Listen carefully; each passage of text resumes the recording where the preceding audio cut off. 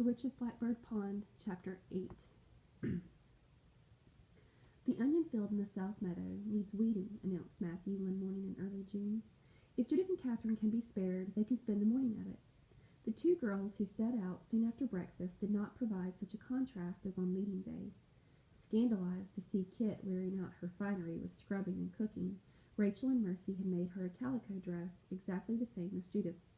It was coarse woven and simply made, without so much as a single bow for trimming, but it was certainly far more suited to the menial work she had to do in it. Beyond a doubt, too, it made for an easier relationship with her cousin. This morning Judith seemed almost friendly. "What a wonderful day," she exclaimed. "Aren't you glad we don't have to stay inside, Kit?" Kit felt quite cheerful. It really was a wonderful day, with a bright blue sky and the fields and woods all a soft green. The roadway was bordered with daisies and buttercups, pale and thin, of course, compared to the brilliant masses of colors in Barbados, but pretty all the same. And for the first time since she had come to Wethersfield, she did not feel chilly. The girls passed the meeting house, turned down Short Street, and went on down the pathway that was known as the South Road. The Great Meadow, Judith explained, was the grassy land that lay within the wide loop of the river. No one lives there, Judith told her, because in the spring the river floods over and sometimes the fields are completely covered. After the water goes down, we can use the land. 'Tis good, rich soil, and every landowner has a lot for pasture or gardens. Father is entitled to a bigger lot, but he has no one to help him." As they came out from the shelter of the trees and the great meadow stretched before them, Kit caught her breath. She had not expected anything like this. From that first moment, in a way she could never explain, the meadows claimed her and made her their own. As far as she could see, they stretched on either side. A great level sea of green, broken here and there by a solitary, graceful elm.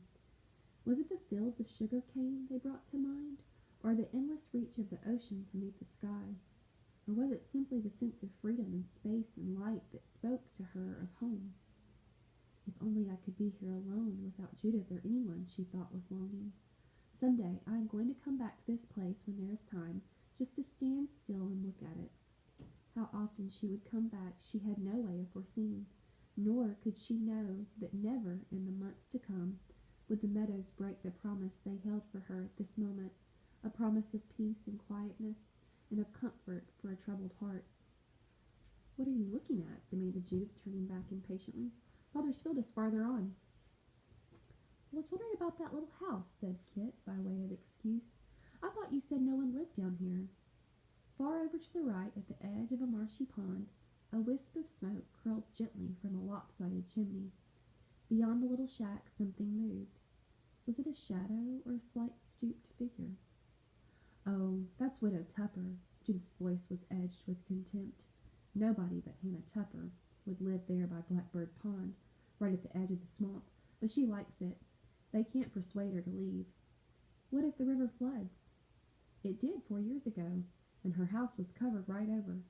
No one knows where she hid, but when the water went down, there she was again.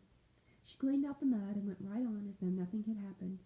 She's been there as long as I can remember." "All alone?" "With her cats. There's always a cat or so around.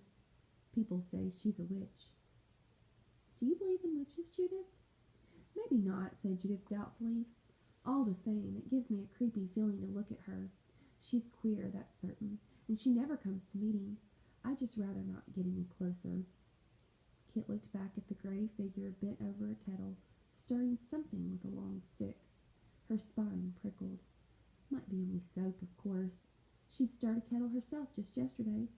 Goodness knows her arms still ached from it. But that lonely figure in the ragged flapping shawl, it was easy enough to imagine any sort of mysterious brew in the pot. She quickened her step to catch up with Judith. The long rows of onions looked endless, their sharp green shoots already half hidden by encroaching weeds. Judith plumped matter-of-factly to her knees and began to pull vigorously. Kit could never get over her amazement at her cousin. Judith, so proud and uppity, so vain of the curls that fell just so on her shoulder, so finicky about the snowy linen collar that was the only vanity allowed her, kneeling in the dirt, doing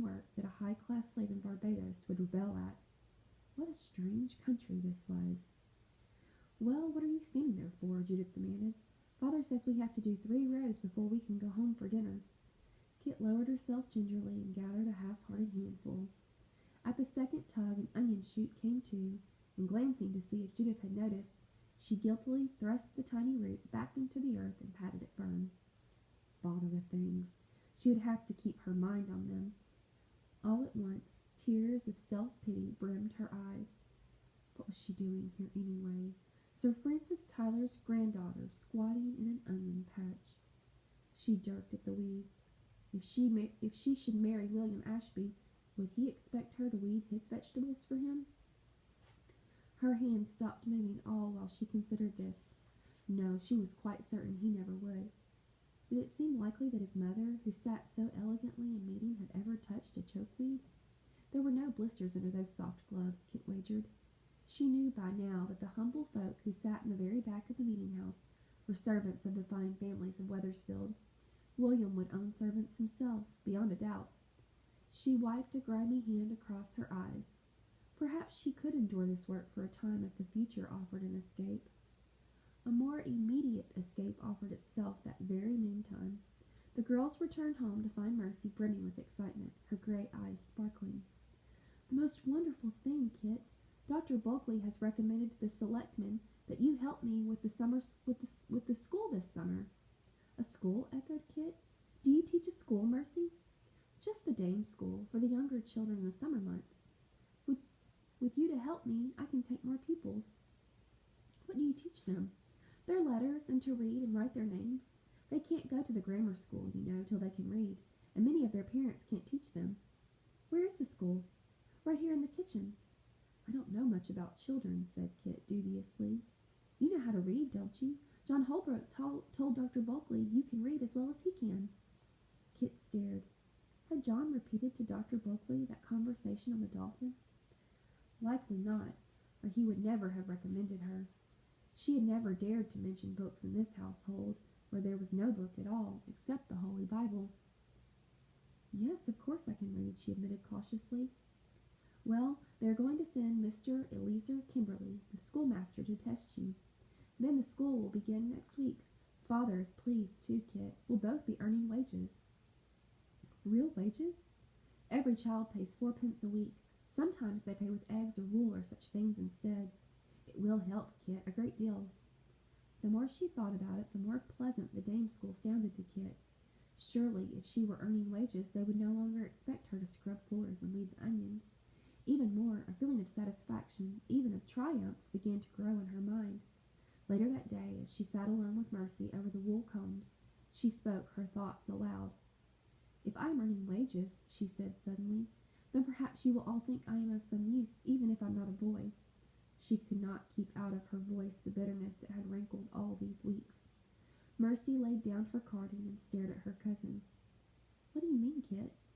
"That first night I was here," confessed Kit, Judith said if only I had been a boy." "Oh, Kit!" Tears suddenly flooded Mercy's eyes. "You heard that? Why didn't you tell me before?" Kit looked down in embarrassment. She wished now that she had held her tongue. "She didn't mean what you think, Kit. It's just that Father needs a boy so much to help." Mercy hesitated. "Mother has never told you much about our family, has she?" she went on. "You see, there was a boy, their first child, 2 years older than I. I barely remember him. We both caught some kind of fever. I got well, except for this leg, but he died." "I didn't know," whispered Kit, stricken. "Poor Aunt Rachel." "There was another boy after Judith," Mercy continued.